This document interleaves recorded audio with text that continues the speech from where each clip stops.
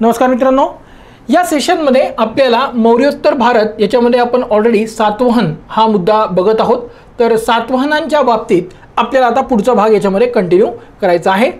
तर बघा, सातवाहनांच्या बाबतीत आपण त्यांचे राजे, प्रशासन, उदय वगैरे बऱ्याच गोष्टी बघितलेल्या आहेत। आता पुढचा भाग आणि महत्त्वाचा भाग ह्या संपूर्ण सातवाहनांमध्ये तो म्हणजे हा जमीनदान। ठीक आहे, भारताच्या संपूर्ण व्यवस्थेचं, मग ते राजकारण असो, समाजकारण असो किंवा अर्थकारण असो, या सगळ्यांचं बट्ट्याबोळ कशानं केलं असेल ना, तर ती एकमेव गोष्ट आहे ती म्हणजे हे जमीनदान। ठीक आहे, कसं झालं काय, सातवाहनांनी सुरुवातीला पहिल्यांदा भारतामध्ये जमीनदान देण्याची सुरुवात केली। आता समजा आपण एखादं काम करतो, एखादा गव्हर्नमेंटचा नोकर असतो, तर त्याला पगार कॅश स्वरूपात न देता ते काय करायचे, जमीनदान द्यायचे। आता ह्यांनी जी जमीनदान दिली ती धार्मिक स्वरूपाची होती। ठीक आहे, म्हणजे मंदिरांना जमीनदान, मंदिराला जो मॅनेज करतोय त्या पुजाऱ्याला जमीनदान। ठीक आहे, हळूहळू या जमीनदानांची पद्धत मौर्य काळामध्ये बघा, मौर्य काळामध्ये सगळ्यांना पगार कसा होता, रोख स्वरूपात दिला जायचा। ठीक आहे, सगळ्यांना पगार होता रोख स्वरूपात। इथं मात्र काय केलं, जमीनदान कशी दिली, जमीनदान दिली या पगार कशी दिला, तर जमीनदानांच्या स्वरूपात द्यायला त्यांनी सुरुवात केली। पहिल्यांदा दिली धार्मिक जमीनदान, म्हणजे मंदिरांच्या मेंटेनन्ससाठी, पुजाऱ्यांसाठी। पण एकदा पद्धत सुरू झाली की हळूहळू भारतातल्या इतर शासकांनी आणि मुख्यतः गुप्तांच्या काळामध्ये, कारण गुप्तांचं राज्य खूप मोठं होतं। ठीक आहे, याच्यानंतर पुढचा चॅप्टर आपल्याला गुप्त साम्राज्य बघायचं आहे। तर ह्या गुप्तांच्या काळामध्ये जमीनदान देण्याच्या पद्धतीचा विकास झाला। मग आता याचा इम्पॅक्ट कसा झाला, तर बघा, समजा मी एक सरदार आहे, मी एक जमीनदार आहे आणि माझ्याकडं एक 50 गावांची जमीनदारी आहे। ठीक आहे, आणि ही जमीनदारी हळूहळू वंश परंपरागत बनली, म्हणजे मी माझ्यानंतर माझा मुलगा, त्याच्यानंतर त्याचा मुलगा, त्याच्यानंतर त्याचा मुलगा, ठीक आहे, किंवा आमचे वारस ह्यांच्याकडे ही जमीनदारी कायम राहील।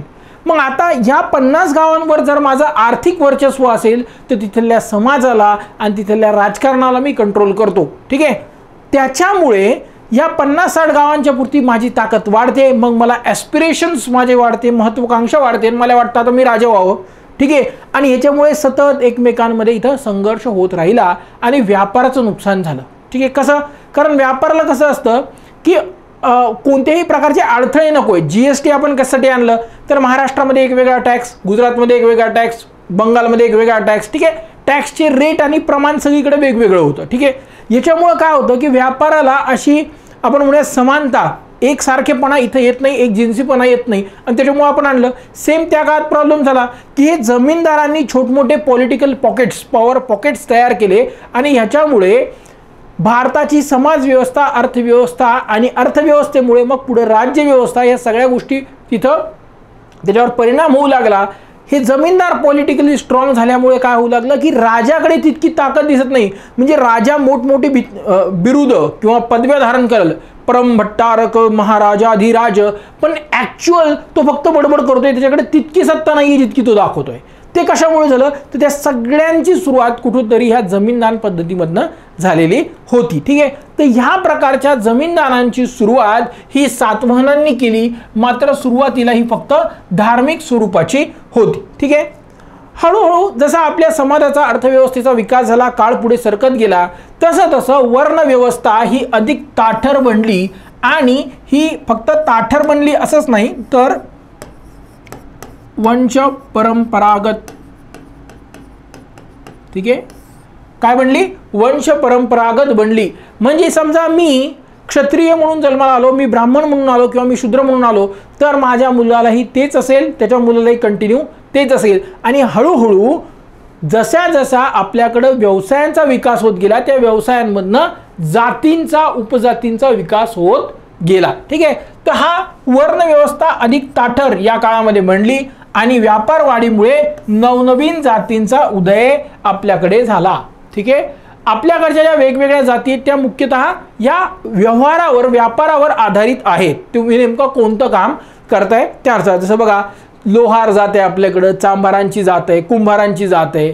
ठीक आहे, किंवा गंधक आपण काल जे बघितलं गांधी, ठीक आहे, ते पण आहेत। ठीक आहे, किंवा शहा किंवा मग मारवाडी लोक, हे सगळे व्यापारी असतात। ठीक आहे, किंवा कारागीरमध्ये किंवा शूद्र जे कामगार आहेत। ठीक आहे, किंवा काही काळात तर शेतकऱ्यांना सुद्धा शूद्र म्हटलं गेलं, काही काळात वैश्य म्हटलं गेलं। तर हळूहळू यांच्या जाती उपजाती तयार होण्याचे काम या व्यापाराच्या वाढीमुळे इथे झालं। या काळामध्ये संयुक्त कुटुंब पद्धतीस इथे महत्त्व होतं. ठीक आहे, आजही भारतामध्ये बघा संयुक्त कुटुंब पद्धत ही जगामध्ये कुठेच म्हणजे नाही आहे एक्सेप्ट इंडिया. ठीक आहे, बाहेरच्या जगामध्ये if you are grown up म्हणजे तुमचं वय झालेलं आहे 17-18 वर्ष झालं आहे, 20-22 वर्ष वर झालं आहे आणि तरी समजा तुम्ही तुमच्या पॅरेंट्ससोबत राहत आहात, आई वडिलांसोबत राहत आहात, हे चुकीचं मानलं जातं. आणि भारतामध्ये हे एक्झॅक्टली उलटं मानलं जातं की तुम्ही तुमच्या पॅरेंट्सपासून दूर राहता. म्हणजे बाबा वडिलांना काढून टाकलं, आईला काढून टाकलं, असे बरेच आपल्याही देशामध्ये सापडतात, पण ते चुकीचं समाज दृष्टीनं मानलं जातं.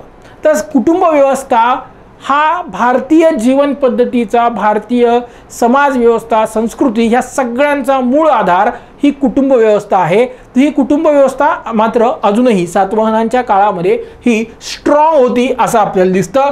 समाजामध्ये स्त्रीला महत्त्व होतं. ठीक आहे, हे आपल्याला कशावरनं कळतं तर बघा, गौतमीपुत्र सातकर्णी ह्यानं काय केलं होतं, ह्या सातकर्णी राजानं काय केलं की आपल्या नावापुढे आपल्या आईचा एक आदर म्हणून त्यांनी काय केलंय, गौतमीपुत्र असं नाव लावलं होतं. ठीक आहे, पुढचं आहे की स्त्रियांना फक्त समाजात किंवा कुटुंबातच नाही तर त्यांना राजकारणात सुद्धा महत्त्वाचं स्थान होतं. राजकारण आणि प्रशासनातही स्थान होतं. हे कशावरून दिसतं आपल्याला बघा, नागनिका आणि गौतमी ह्या ज्या राण्या आहेत, ठीक आहे, किंवा राजकुटुंबातली स्त्रिया आहेत, बलश्री गौतमी आहे, ठीक आहे, ह्यांच्या नावावर आपल्याला अनेक ठिकाणी काय दिसतं, शिलालेख दिसतात. ठीक आहे, आणि यांच्यापैकी अनेक लोकांनी उत्तम प्रकारे शासन सुद्धा चालवले होतं. काही ठिकाणी सातवाहन काळामध्ये भोजिका आणि महाभोजिका हे शब्द येतात. अर्थात या स्त्रिया होत्या आणि प्रशासकीय अधिकारी. ठीक आहे, प्रशासकीय अधिकारी या स्त्रिया होत्या, हे यांच्या नावावरनं आपल्याला लक्षात येतं. सातवाहन काळामध्ये वैदिक धर्माचे अनुयायी जे असून ते होते, तरी त्यांनी जैन आणि बौद्ध धर्माला मोठ्या प्रमाणात राजाश्रय दिला. आज सुद्धा प्रतिष्ठान म्हणजे पैठण जी शहर आहे तिथं खूप मोठ्या प्रमाणात जैन आणि बौद्ध मूर्ती तिथे खूप मोठ्या प्रमाणात सापडतात. ठीक आहे, ते जरी स्वतः वैदिक धर्माचे असले तरीही त्यांनी इतर धर्मांना अजिबात त्रास दिला नाही. आणि इनफॅक्ट भारतीय इतिहासामध्ये खूप क्वचित असं झालेलं आहे की एखाद्या भारतीय शासकाने दुसऱ्या धर्माच्या लोकांना त्रास दिलेला आहे. ठीक आहे, असं खूप क्वचित झालं आहे. हां, मात्र परकीय जे मुस्लिम आणि ख्रिश्चन जे शासक आले, हल्लेखोर आले, त्यांनी मात्र इतर धर्मांना दाबून आपला धर्म प्रसार करायचा यासाठी इतर धर्मीय लोकांना नेहमी त्रास दिला. मात्र भारतीय धर्म जे मुळात भारताचे आहेत त्यांनी असं कधीच केलं नाही.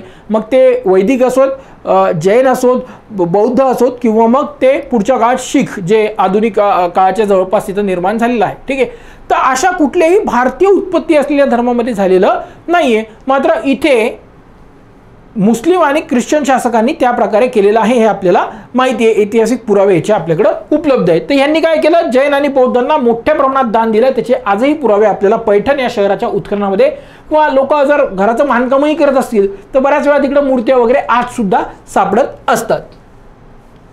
ठीक आहे, आता ह्या काळातलं एक इम्पॉर्टंट फॅक्टर म्हणजे किंवा एक इम्पॉर्टंट घडामोड म्हणजे हा पेरिप्लस ऑफ एरिथ्रियन सी. ठीक आहे, हा पेरिप्लस ऑफ एरिथ्रियन सी हा काय ग्रंथ आहे, पुस्तक आहे. याच्याविषयी बेसिक माहिती बघितली आपण ऑलरेडी. ठीक आहे, आता पुढची माहिती. तर पेरिप्लसचा अर्थ काय होतो, माहिती पुस्तक. ठीक आहे, आणि एरिथ्रियन सी म्हणजे तांबडा समुद्र. आता ह्या पुस्तकाचा लेखक नेमका कोण होता हे माहित नाही, परंतु तो खलाशी होता. ठीक आहे, ठीक आहे, म्हणजे व्यापाराच्या जहाजावर किंवा इतर जहाजांवर तो खलाशी होता हे एक कन्फर्म आहे. आणि तो इजिप्तमध्ये राहणारा असावा असं मानलं जातं. त्याच्याबद्दल काही कन्फर्म इतर माहिती नाही आहे. ठीक आहे, आता ग्रीक लोक जे होते, ठीक आहे, ग्रीक राज्य जे होतं त्यांच्यासाठी हिंदी महासागर आणि इराणचा आखात, ठीक आहे, हिंदी महासागर आणि इराणचं आखात हा सगळा एरिया म्हणजे तांबडा समुद्राचा भाग होता. ठीक आहे, आणि ह्याचा अर्थ पेरिप्लस ऑफ एरिथ्रियन सी याचा अर्थ काय होणार आहे, शब्दाचा या पुस्तकाच्या नावाचा अर्थ काय होणार आहे, तांबड्या समुद्राचे माहिती पुस्तक. ठीक आहे, असंही तुम्हाला प्रश्न विचारला आहे की तांबड्या समुद्राचं माहिती पुस्तक कशाला म्हणतात. ठीक आहे, तर पेरिप्लस ऑफ एरिथ्रियन सी हे ग्रंथाचं नाव आहे. हे नेहमी लक्षात ठेवायचं, हे ग्रंथाचं नाव आहे आणि हे इसवी सनाच्या पहिल्या शतकात लिहिलं गेलं. याचा अर्थ हे मौर्योत्तर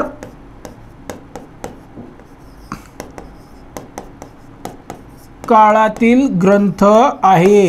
ठीक आहे, जे MPSCच्या प्रश्नामध्ये काय विचारलं होतं की मौर्य पूर्व काळातल्या ग्रंथांमध्ये काय उल्लेख येतो, इथं मात्र काय म्हटलंय मौर्योत्तर काळचा हा ग्रंथ आहे, कारण इसवी सन पहिल्या शतकातला हा ग्रंथ आहे। ठीक आहे, या ग्रंथामध्ये आपल्याला भारतचा समुद्र किनारा, इराणचे आखात आणि इजिप्त यांच्या दरम्यान जो व्यापार चालतो त्या व्यापाराची मुख्यतः माहिती मिळते।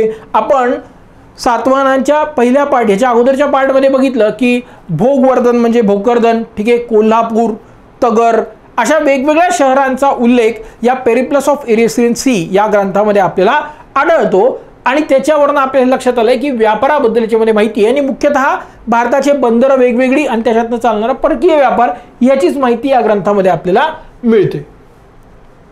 आता पुढचा एक मुद्दा आपल्याला बघायचा आहे, तो ह्या काळातला महत्त्वपूर्ण पॉइंट आहे, तो म्हणजे हा रेशीम मार्ग। ठीक आहे, या रेशीम मार्गाबद्दल आपण बरेच ऐकलेलं असतं, तर काय प्रकारे बघा हा पूर्ण मॅप आहे, हे बघा इथं पुढं महाराष्ट्र आणि उत्तर भारताचा हा सगळा एरिया आहे। ठीक आहे, हा सगळा तिबेटचा पठार आहे, चीन आहे। ठीक आहे, तर या चीनच्या शंघाईच्या जवळपास आणि बीजिंग इथून निघणारा हा असा मार्ग, ठीक आहे, त्या काळात असा युरोप आणि आशियाला जोडत होता आणि ह्याची एक शाखा इथे भारतात सुद्धा येत होती। ठीक आहे, वेगवेगळे जे मार्ग असतील त्यातनं झालं काय की चायनामधनं खूप मोठ्या प्रमाणात रेशीम जे होतं आणि इतर वस्तू ज्या होत्या त्या इकडे इम्पोर्ट केल्या जायच्या युरोपमध्ये, वेस्ट एशिया आणि युरोपमध्ये। ठीक आहे, ह्याच्यामुळं ह्या काळामध्ये व्यापार वाढला।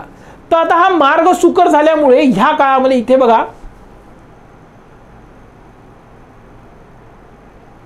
या काळामध्ये इथे या एरियामध्ये संपूर्ण, ठीक आहे, इथं कोणाचं राज्य होतं, कुशाण शासकांचं इथे राज्य होतं आणि ऑब्विसली मग इथून या एरियातनं इकडे सुद्धा खूप मोठ्या प्रमाणात व्यापार इथं होऊ लागला।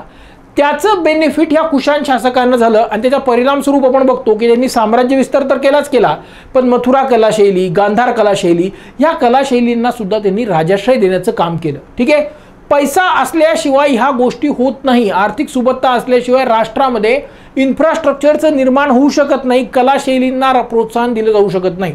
आज आपल्या देशामध्ये इतके मोठमोठे रोड्स बनत आहेत, ते कशामुळं, कारण आपल्या सरकारकडं, केंद्र असेल राज्य असेल सगळ्यांकडे पैसा आहे। ठीक आहे, ते हे नेहमीचं गणित आहे की देशाचा व्यापार वाढला की देशातल्या सरकारकडे जास्त पैसा येईल आणि पैसा आला की मग ते काय करतील, इथे इन्फ्रास्ट्रक्चर सुधारतील, कलांना प्रोत्साहन देतील, ठीक आहे, आणि एकूणच समाजाचा विकास करतील। तर ह्या रेशीम मार्गामुळं कुशाणांना फायदा झाला आणि याच काळात, ठीक आहे, हे इसवी सन पूर्व पहिलं शतक, दुसरं तिसरं शतक ह्या काळातला हा रेशीम मार्ग आहे। तर ह्याच काळात दक्षिण भारताचे जे सगळे किनारी प्रदेश आहेत, बंदर आहेत, तिथून परकीय व्यापार चालतच होता। याच्याबद्दल आपण सातवाहन काळातील व्यापार अर्थव्यवस्था याच्यामध्ये बघितलेलं आहे। ठीक आहे, तर आशिया खंड आणि युरोपला जोडणारा हा जो मार्ग होता त्याचा रेशीम मार्ग असा पहिल्यांदा उल्लेख कोणी केला, फर्डिनांड व्हॉन रेंटोफेन। ठीक आहे, आता हे नाव लक्षात ठेवायला अवघड आहे पण लक्षात ठेवा। ठीक आहे, याला काही पर्याय नाहीये, पहिल्यांदा हा नाव वापरला कोणी, तर फर्डिनांड व्हॉन रेफ्टोफेन। ठीक आहे, थोडं बहुत आपल्या याच्यामध्ये ट्रान्सलेशनमध्ये मागे पुढे होऊ शकतं पण जनरली तुम्ही लक्षात ठेवा। आणि हा एक भूगोल तज्ञ होता। ठीक आहे, हा एक भूगोल तज्ञ होता। ह्या मार्गाची लांबी ही अंदाजे 6000 किमी इतकी होती। ठीक आहे, म्हणजे इथून निघून असं पूर्ण युरोपपर्यंत जवळजवळ 6000 किलोमीटर याची लांबी असावी, असा त्यांना अंदाज काढला होता। मग हा जो रेशीम मार्ग आहे चीनपासून सुरू होऊन भारतामार्गे तो आशिया खंडाला जोडणारा होता, पुढे युरोपमध्ये जात होता। या मार्गावरील शहरांमध्ये व्यापाऱ्यांच्या राहण्यासाठी आणि भोजनाची व्यवस्था केलेली असायची।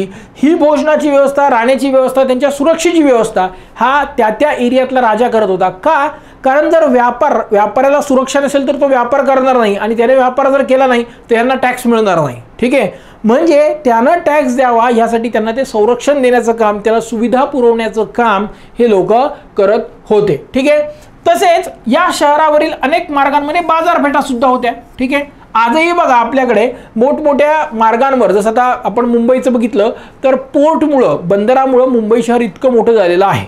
ठीक आहे, तसंच अनेक शहरं, महामार्गांवर अनेक शहरं स्थापन झालेली आहेत, ती आता मोठमोठे बाजारपेठ म्हणून पुढे येत आहेत. आपल्या जवळपासच्या एरियाचं जर तुम्ही ऑब्झर्वेशन केलं तर मोठ्या हायवेच्या आजूबाजूलाच मोठी शहरं किंवा मोठी बाजारपेठ तयार झाली आहे मागच्या 10-20-25 वर्षांमध्ये, असं तुम्हाला लक्षात येईल.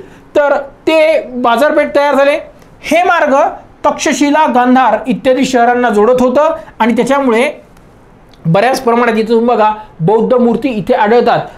काबूलमध्ये, ठीक आहे, बमियान, अफगाणिस्तानमध्ये बमियान हे ठिकाण आहे. याच्याबद्दल माहिती आपण आय थिंक कुठेतरी बघितलेली आहे, एक कोणत्या तरी चॅप्टरमध्ये बघितली आहे, ठीक आहे, बौद्ध धर्माच्या प्रसारमध्ये बघितलेली आहे. तर या बमियान इथे मोठी बौद्ध मूर्ती डोंगरामध्ये त्यांनी कोरलेली होती, ठीक आहे, प्रचंड मोठी मूर्ती होती. 2001च्या आसपास अफगाणिस्तानमध्ये तालिबान शासन आलं आणि ते तालिबान शासनानं तोफ लावून त्या मूर्ती फोडलेल्या आहेत, ठीक आहे. बमियान बुद्धा असं त्याला म्हटलं जातं, ठीक आहे. तर या मार्गावर बऱ्याच ठिकाणी आज सुद्धा हे बौद्ध धर्माचे पुरावे आढळतात. आणि ते कशामुळं, तर इकडे व्यापाराच्या विस्तारामुळे बौद्ध धर्मीय जे होते, साधू संत जे होते, धर्मप्रसाराचं कार्य यांच्याबरोबर ते करायचे, त्याच्यामुळे इकडे आपल्याला विस्तार झाल्याचं दिसतं, ठीक आहे. कुशाण काळात या व्यापारी मार्गाचा त्यांच्यावर वर्चस्व होतं आणि त्याचे आर्थिक भरभराट होऊन त्यांनी व्यापार आणि वाणिज्याचा विकास त्याच्यातनं घडवून आणला, याच्याबद्दल आपण बघितलं.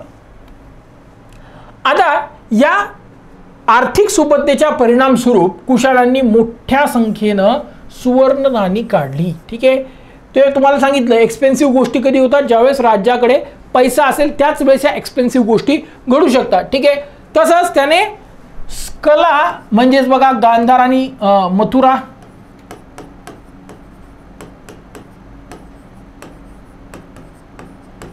मथुरा कलाशैली, गांधार कलाशैली, ठीक आहे. साहित्याला राजश्री दिला, म्हणजे आपण ह्याच्याबद्दल बघितलं होतं की अश्वघोष, ठीक आहे. याच्यानंतर चरक असतील, महर्षी सुश्रुत असतील, ठीक आहे. हे वेगवेगळे लोक जे आहेत त्यांना याने काय केलं, राजाश्रय कुशाणांनी दिलं होतं, हे आपल्या इथून स्पष्ट होतं. आणि हे कधी शक्य आहे, ज्यावेळेस त्याच्याकडे आर्थिक पाठबळ असेल, ठीक आहे. आता हे इथे बघा अगेन आणखीन एक त्या काळातला एक टेंटेटिव्ह मॅप आहे, ठीक आहे. इकडून असा हा व्यापारी मार्ग निघतोय, इकडे वरून वगैरे वगैरे इकडं जातोय आणि याच्या काही शाखा इकडे भारतामध्ये सुद्धा येत आहेत आणि हा तिबेटचा पठार आहे, ठीक आहे. तर हा जो भाग आहे या काळामध्ये हा व्यापार होत होता. हळूहळू इसवी सन 230-240च्या आसपास, ठीक आहे, एक्झॅक्ट काही सांगण्याची आवश्यकता नाही आहे, पण इसवी सन 200 नंतर पुढचा जो काळ आहे तो सातवाहन साम्राज्याच्या ऱ्हासाचा काळ ठरला. आणि ह्या काळामध्ये विविध कारणांनी ह्या सातवाहनांचं जे राज्य होतं ते दुबळं होऊन त्याचा ऱ्हास झाला, ते नष्ट झालं. त्यातलं पहिलं कारण होतं शकांच्या सततच्या आक्रमणामुळे काय झालं की हे राज्य दुबळं बनलं. कोणताही राज्य बघा, अफगाणिस्तान असेल किंवा पाकिस्तान असेल, ही लोक सतत स्वतःशीच युद्धामध्ये गुंतलेले आहेत, ठीक आहे. अफगाणिस्तान, पाकिस्तान हे स्वतः गुंतलेले आहेत आणि त्याच्यामुळे काय होतं की साम्राज्याला उसंत मिळत नाही.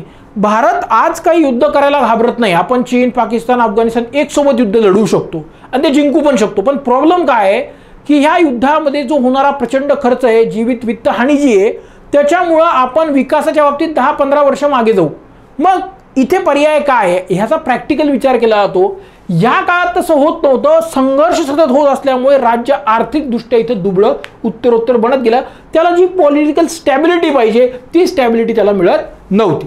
दुसरं, या सततच्या युद्धांमुळे आर्थिक परिस्थिती साम्राज्याची बिघडली. सातवाहनांचं साम्राज्य हे मोठं होतं आणि त्याचबरोबर सगळ्या बाजूंनी त्यांच्यावर सतत संघर्ष होत होता आणि हे त्या काळात सगळ्यांच्या बाबतीत होत होतं.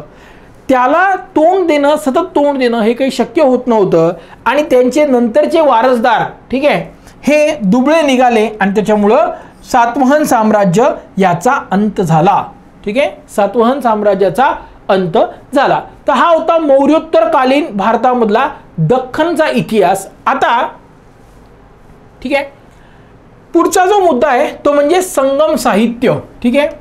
संगम, ह्या संगम शब्दाचा अर्थ होतो सभा आणि ह्या सभेमध्ये तत्कालीन विद्वान, ब्राह्मण आणि तत्वज्ञ यांनी निर्माण केलेलं साहित्य म्हणजे संगम साहित्य. आणि हे ज्या काळात निर्माण झालं, ठीक आहे, हे मुळात इसवी सन पूर्व 300-200 या काळात, ते इसवी सन 200-300 एक्झॅक्ट काही माहीत नाही आहे. या काळात ते तयार झालं, पण त्यांचं ॲक्च्युअल संकलन नंतरच्या काळात झालेलं आहे असं मानलं जातं. एक्झॅक्ट त्याचा काळ कुठंही उपलब्ध नाही आहे. ठीक आहे, तर हे जे सगळं साहित्य तयार झालेलं आहे, हा जो काळ आहे त्याला संगम काळ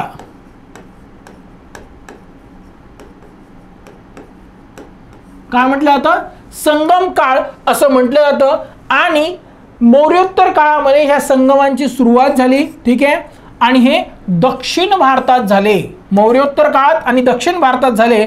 आणि या सभांमधून जे साहित्य निर्माण झालं ऑब्विसली त्याला संगम साहित्य असं म्हणतात. हे साहित्य ज्या काळात निर्माण झालं त्या काळात दक्षिण भारतामध्ये पांड्य, चौल, चेर या 3 प्रमुख सत्ता होत्या.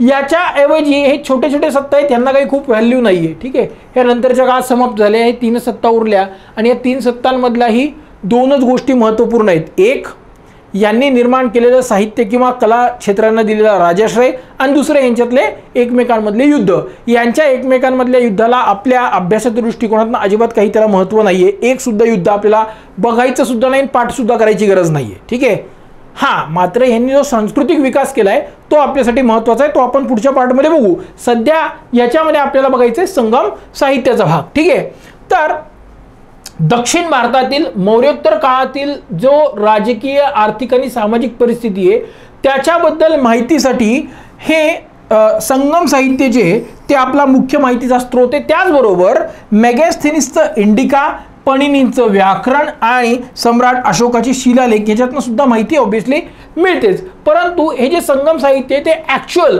त्या काळात दक्षिण भारतात तयार झाले, त्याच्यामुळे त्याच्यावर जास्त रिलाय आपण राहू शकतो. पण ऑब्विसली इतिहासाचा अभ्यास करताना कुठल्याही गोष्टीवर असं ब्लाइंडली बिलीव्ह केलं जात नाही. ठीक आहे, पण त्याचा एक जर कोरॅबरेटिव्ह एव्हिडन्स असेल तर त्याच्यावर मग कन्फर्मेशन मिळतं. तर ह्या संगम साहित्य दक्षिणेतल्या राज्याचे हे 3 पांड्य, चौल आणि चेर यांच्या माहितीचे प्रमुख स्रोत आपल्याला दिसतात. ठीक आहे, आता हे बघा, चौल, पांड्य, चेर किंवा केरळ असं म्हटलं जायचं, हे दक्षिणेतील प्रारंभीचे राज्य होते. यांचा काळ इसवी सन पूर्व 2रे शतक ते इसवी सन 4थे शतक असा जवळपास 600 वर्षाचा असला मानला जातो. ही त्या काळातली एक पेंटिंग आहे. हा खूप अस्पष्ट असा चित्र आहे. ठीक आहे, आय नो की म्हणजे हे बघायला पण काही व्यवस्थित वाटत नाही, परंतु हा ॲक्च्युअल त्या काळातला चित्र आहे. जो एखाद्या मे बी हा पेंटिंगवर असा असेल, एखाद्या याच्यावर कापडावर काढलेला असेल किंवा भिंतीवर असेल, याची काही जास्त माहिती नाही, पण त्या काळातला हा फोटो आहे. ठीक आहे, सो त्याच्यामुळे आपण हा घेतलेला आहे. ठीक आहे, आता ह्या ज्या 3 सत्ता आहे यांच्यापैकी चौल आणि पांड्य यांचं मध्ययुगात पुनरुज्जीवन झालं. म्हणजे ह्या पुन्हा प्रबळ सत्ता मध्ययुगीन काळात बनल्या होत्या. मान्यतेनुसार, माहितीनुसार एकूण 3 परिषदा किंवा सभा या भरल्याचं आपल्याला कळतं. मात्र त्या सभा एक्झॅक्टली किती कालावधीनंतर भरल्या किंवा त्याच्यामध्ये किती लोक होते याचे एक्झॅक्ट काहीही माहिती नाही आहे. संगम साहित्यामध्ये त्याचा उल्लेख येतो, परंतु तो उल्लेख जो आहे तो अतिरंजित आहे. आपल्याला त्याच्याबद्दल माहिती येणार आहे. तर 3 सभा ज्या झाल्या त्या 3ही सभा या जवळपास मदुराई आणि मदुराईच्या जवळपासच झालेल्या आहेत. ठीक आहे, तर जी पहिली सभा आहे बघा, पहिली सभा ही झाली होती मदुराई या ठिकाणी आणि अगस्त्य ऋषी यांनी त्याचं अध्यक्षत्व केलं होतं. ठीक आहे, त्याचे प्रमुख होते. या संगम परिषदेमध्ये, पहिल्या संगम परिषदेमध्ये अक्कीवम आणि परिनादल हे 2 प्रमुख ग्रंथ, प्रमुख साहित्य निर्माण झालं. ऑब्विसली या सगळ्या साहित्याची भाषा ही तमिळ आहे. ठीक आहे, सर्वात जुनी भाषांपैकी ही एक आहे. तर बघा, तमिळ भाषेला आपल्या इकडं आय थिंक सर्वात अगोदर संस्कृत किंवा तमिळ या दोन्हीपैकी एकांना सर्वात अगोदर क्लासिकल लँग्वेजचा दर्जा देण्यात आलेला आहे. कशामुळं? त्याचं साहित्य आपल्याकडे ओरिजिनल याच्यामध्ये उपलब्ध आहे. दुसरी संगम परिषद जी झालेली होती त्याचं ठिकाण होतं कथाटपुरम. हे आजच्या मदुराईचंच उपनगर आहे, मदुराई जवळच हे ठिकाण आहे. ठीक आहे, हिचे अध्यक्ष होते तोल्कापियर. ठीक आहे, आणि त्याच्यामध्ये साहित्य जे निर्माण केलं होतं ते होतं तोल्काईदम. ठीक आहे, हे तमिळ भाषेतलं व्याकरणाचा ग्रंथ आहे असं मानलं जातं. आणि हे जे तोल्कापियम आहे ते आज भारतामध्ये उपलब्ध किंवा जगामध्ये उपलब्ध असलेलं ओरिजिनल सर्वात जुनं पुस्तक आहे. म्हणजे हे मूळ पुस्तक, याचं मूळ मॅन्युस्क्रिप्ट ठीक आहे आपल्याकडे आहे. पांडुलिपी त्याचे जे म्हणतो ते पांडुलिपी आपल्याकडे ओरिजिनल फॉर्मॅटमध्ये आज सुद्धा उपलब्ध आहे आणि सर्वात जुनं पुस्तक मानलं जातो अवेलेबल याच्यातनं, त्याचे जुने असतील पण अवेलेबल आपल्याला आजपर्यंत झालेले नाही आहेत.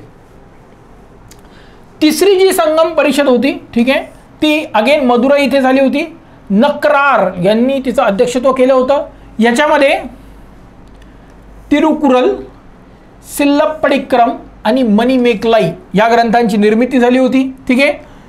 तिरुकुरल याला 5वं वेद किंवा तमिळांचं बायबल असं म्हटलं जातं. ह्याच्यावर 100% प्रश्न तुम्हाला इंडिपेंडंट प्रश्न येऊ शकतो. ठीक आहे. या साहित्याचं संकलन इसवी सन 300 ते इसवी सन 600 या काळात वेगवेगळ्या याच्यात त्याच्यात अपडेशन झालेलं आहे. मूळ कधी लिहिलं गेलं याच्याबद्दल एक्झॅक्ट माहिती उपलब्ध नाहीये. तसंच संगम साहित्यामध्ये महाश्म संस्कृती, आठवा आता महाश्म संस्कृती म्हणजे काय की मृत व्यक्तीला पुरल्याच्या ठिकाणी मोठमोठे दगड लावणे याला महाश्म संस्कृती असं म्हटलं जातं. ठीक आहे. त्याचबरोबर संगम साहित्यातून मुख्यतः पांड्य शासक आणि इतरही, ठीक आहे, पण मुख्यतः पांड्य, त्यांचे शासक आणि त्यांचे वंशावळी तसंच आर्थिक, सामाजिक आणि राजकीय परिस्थिती याची माहिती मिळते. हे मदुराई जे ठिकाण होतं ते ऑब्व्हियसली पांड्यांच्या वर्चस्वाखाली होतं, म्हणून पांड्य शासकांनी या संगम सभांना राजाश्रय दिला होता आणि ऑब्व्हियसली त्यांनी पांड्य शासकांचीच भलामंदी केली असेल, स्तुती केली असेल, हे ऑब्व्हियस याच्यामध्ये आहे. ठीक आहे. तर यांची सगळी माहिती आपल्याला या संगम साहित्यातनं मिळते. ठीक आहे. इथे बघा हे तिरुकुरल हे जे ग्रंथ आहे त्याचा एक पुस्तक आहे, त्याच्यावरचा त्याचा फोटो मी घेतलेला जस्ट आहे. ठीक आहे. संगम साहित्यामध्ये गंगा आणि शोण या नद्यांचा सुद्धा उल्लेख येतो. तसंच पाटलीपुत्र आणि मदुराई या शहरांचा येतो. म्हणजे उत्तर भारताला हे लोक कनेक्ट होते. ठीक आहे. उत्तर भारताशी हे लोक कनेक्ट होते, त्यांना माहिती सुद्धा होती, त्यांच्यातला विचार किंवा व्यापार वगैरे देवाणघेवाण सुद्धा होत होती, हे याच्यावरनं स्पष्ट होतं. ठीक आहे. पुढचं, संगम काळात दक्षिणेतील प्रदेशांना तमिळगम म्हटलं जायचं. ह्याच्यावर स्टेटमेंट बेस एखादा प्रश्न तुम्हाला येऊ शकतो, काय तमिळगम. आणि उत्तरेला आणि दक्षिण भारताला जोडणारा जो मार्ग होता, व्यापारी मार्ग होता, त्याला दक्षिणपथ असं म्हटलं गेलं. आपण वैदिक साहित्यामध्ये बघितलं दक्षिण पथ म्हणजे सगळ्या दक्षिण भागाला म्हटलं गेलं. इथं काय की त्या जोडणाऱ्या रोडला म्हटलं गेलं. ठीक आहे. याच्यामध्ये थोडं बहुत काही मागे पुढे असतं. ठीक आहे. आता संगम साहित्यामध्ये काय म्हटलंय की ह्या ज्या सभा आहेत त्या 9900 वर्षे चालल्या. ठीक आहे. 8500 पेक्षा जास्त कवींनी त्याच्यात भाग घेतला आणि 197 पांड्य राजे ह्या काळात होऊन गेले. ठीक आहे. आता उपलब्ध पुराव्यानुसार जे आपल्याला आजपर्यंत भेटलंय त्याच्यावरनं हे सगळं 9900 वर्ष आणि 8500 कवी हे मे बी जरा अतिशयोक्ती असेल. ठीक आहे.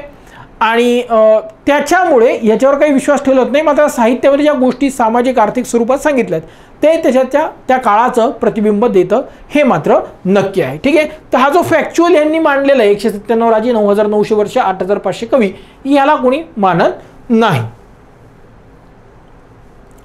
आता हे जे संगम साहित्य आहे या काळातलं जे राज्य आहे, जे पांड्य राज्याबद्दल उल्लेख मेगॅस्थनीसनं इंडिका ग्रंथामध्ये केलेला आहे. ठीक आहे. त्यांना सांगितलं होतं की पांड्य राज्य हे मोत्यासाठी प्रसिद्ध आहे.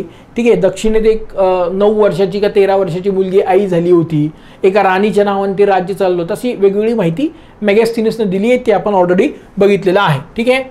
संगम काळातले लोक जे होते ते मरुगण या देवाची पूजा करायचे. पुढे त्यालाच सुब्रमण्य किंवा सुब्रमण्यम म्हणून ओळखलं गेलं. आज सुद्धा इकडं बऱ्याच लोकांमध्ये दक्षिण भारतामध्ये सुब्रमण्यम हे नाव खूप फेमस तिकडे आहे. ठीक आहे. आता हे जे संगम साहित्य आहे त्या काळात जे साहित्य निर्माण झालं त्याचे साहित्य, पुस्तकाचं नाव आणि लेखक. ठीक आहे. तर बघा साहित्य कोण होते, तोल्काप्पियर लेखक, त्यांनी तोल्काप्पियम हे ग्रंथ लिहिलं. थिरुवल्लवर यांनी थिरुकुरल हे ग्रंथ लिहिलं. इलांगो अडिगल यांनी सिल्लप्पडिक्रम हे ग्रंथ लिहिलं.